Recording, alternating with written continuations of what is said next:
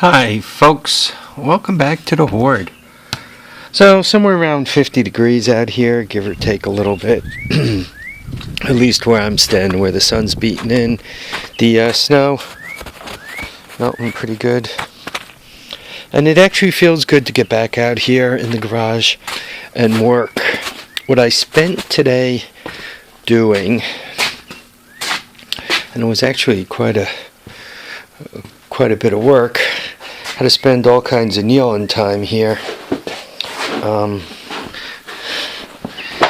And by that, I had to very carefully separate the chain. This is the new chain in here now. And with the chain breaker tool, now I'm like this big bad expert on it, right? You basically have two sides. In this side, the pin out here, right? And I'll show you. This actually pushes in, right? See how I'm pushing that in? So when you're putting the chain back together again, when you're forcing the pin that's extended way out this way, right? You kind of have the opened end of the chain. Just so happens that I still have the opened end of the chain.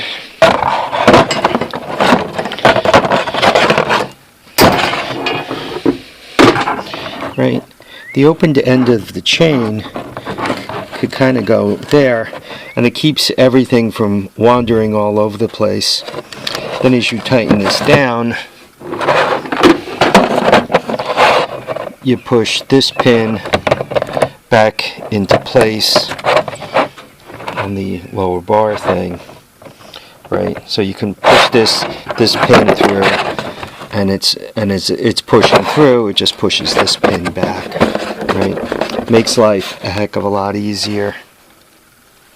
The other nice thing is by using both anvils, and once that pin's smashed all the way in, you actually have an anvil here.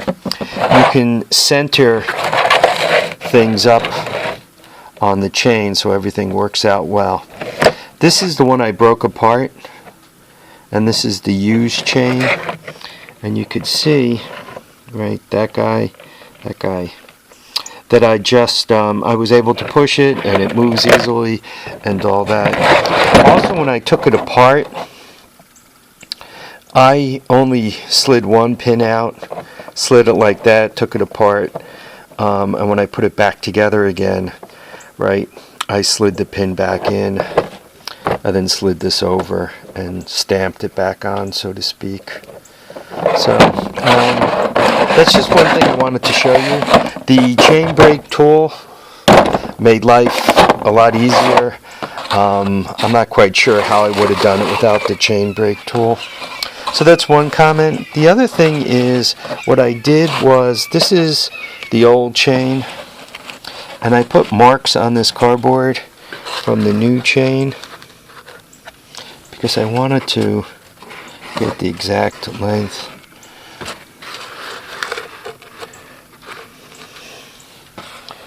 And what I'm showing you here, this chain, the old chain is like a little bit more than a 1/4 inch longer than the new chain. And given that it's doubled, that makes it about a 1/2 inch longer, which makes it like a full length longer. Probably not crazy horrible. Probably with this bike, if the timing chain adjustments were done occasionally, the bike would have been okay. It probably would not have thrown the timing chain. I think this thing threw the timing chain because proper adjustments were not made. I'm not positive on how to do a timing chain adjustment. I haven't looked it up. Normally with the Honda, you kind of release one bolt, and then kind of as you release it, you release the tension, and the spring pulls in, and then you lock it. So that's the way it works with the Honda. I'm not positive about this. I'm gonna have to dig into it. Where am I now that the chain is done? I have to, cover up this big hole and scrape the head, cover up, all the holes, including the one for the timing chain there, and basically do a nice cleanup. Once I plug up all the holes, including the ones for the head bolts and everything else, I'll just close up everything, close up the carburetor, make sure everything is sealed up, and then I'm going to give it the old little bit of wire brush to get the head cleaned up, and then I'll blow it all off, clean up the whole mess, and start putting it back together again. That kind of work is, I'm going to use the expression labor. There's nothing wrong with labor. You just do it, right? It's something you have to do. It's not that it's exciting or not exciting. It's necessary. The better you're set up for doing this, the easier it is on you. This kneeling stuff is not a thrill.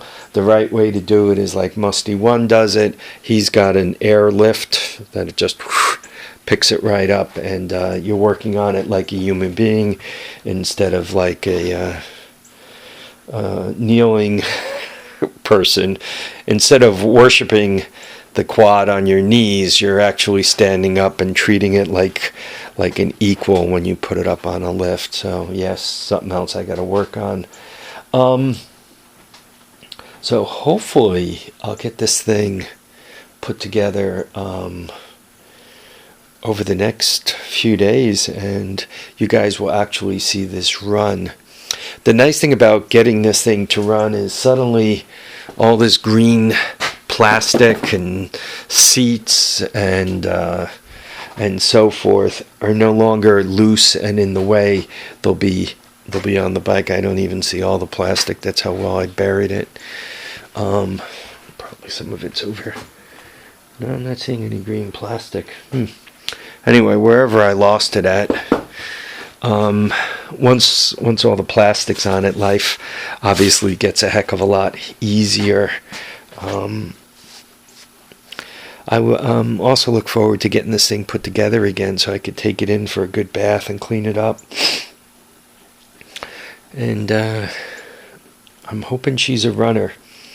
I told you guys my favorite Honda three-wheeler is the 200S, though the 250SX and the 250ES Big Reds are nice bikes, and sometimes, depending on what I rode last, is like my newest favorite, but generally speaking, just due to longevity, the amount of time I've owned it and enjoyed it and everything else, the 200S three-wheel is probably my favorite of favorites when it comes to three-wheelers.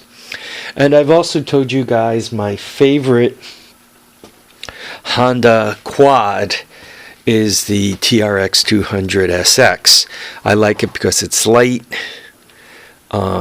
easy to work on, very maneuverable. Considering it's only 200 cc's, it's still pretty strong and fast. A very nimble bike. I have other bikes I enjoy for if I have to haul something or just my go-to quad. This is the Fortrax 300 four-wheel drive. It's got things that I like about it. I got the 350 here, and once again, it's just like it's like riding a military 4x or 6x6. You know, that guy. So each bike has its own personality and what I enjoy about it. But generally speaking, if well, generally speaking, if I wasn't concerned about value, if I could pick one new quad that I was going to take super care of forever, I would probably go for the TRX 200 SX. Obviously, if I could get that thing brand new, it's worth a heck of a lot more than that. But that's one I would grab. On the three-wheelers, I'd probably grab the 200S, even though the 250 ES, 250 SX are worth money, more money. The 350X is worth more money. The 250R is worth more money. The 200X is worth more money. But if that wasn't my concern on value, if I was really like, what am I going to own and just love owning, that's what I would take.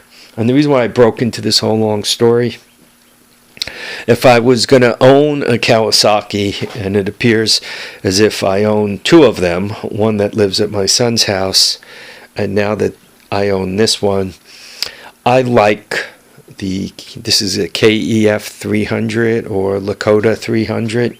It's a two-wheel drive. It's pull start. It's electric start.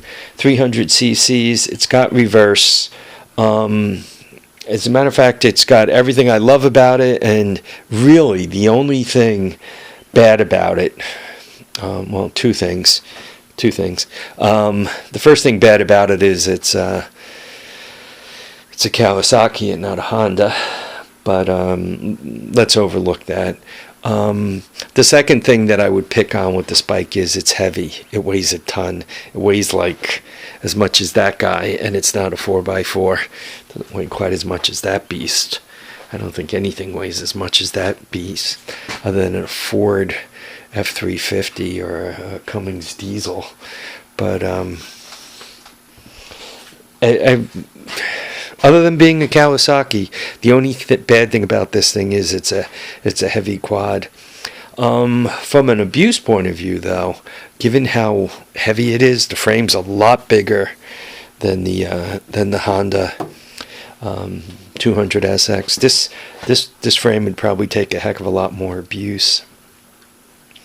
The only other thing I kind of like about this thing, quite honestly, you can lay your hands on these things that are in better condition than the TRX 200 SX and around me for less money.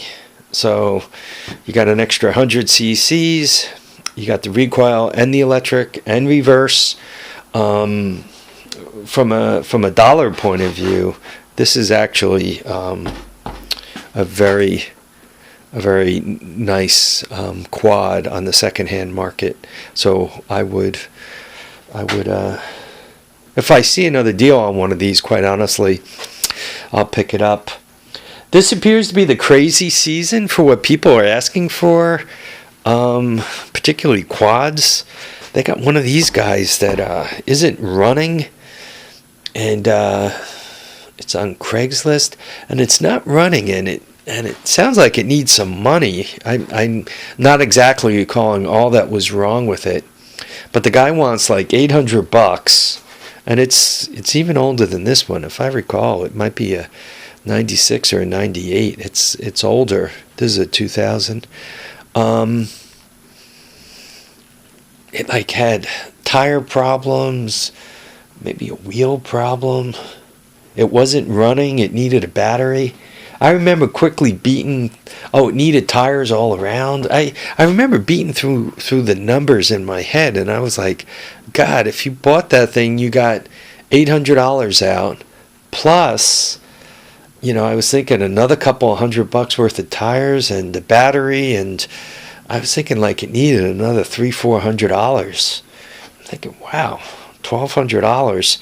And once again, you don't know the condition it was in, because I think that's the one that said it needed carburetor work to run. So it wasn't like you could go up to it and say, oh, it's a cream puff. All I need to do is throw a couple of tires and a battery on this thing. You were out on the limb because it wasn't quite running yet. So, and it just seems a lot of these, that the numbers are much bigger than I'm used to throwing around, for sure. Anyway, folks, I I know it's taken me a long time to get through all these videos on this. I'm hoping that you guys find them helpful to yourselves. I just put the yellow on there to mark the link that I took apart. By the way, on this chain, and I practiced on this one first, I made sure, you know, it bends no problem at the link, and I made sure it's centered, and I made sure the pin isn't pushing through, so it won't fall apart and hammer things on me. So once again, I'm hoping tomorrow I'll get the cleanup done and maybe start putting it back together again. Hopefully this thing sees smoke by the weekend. Right? Fingers crossed, eh? Anyway, folks, I want to thank you all for watching and commenting and subscribing. Please keep the comments coming in. Some of the comments cracked me up.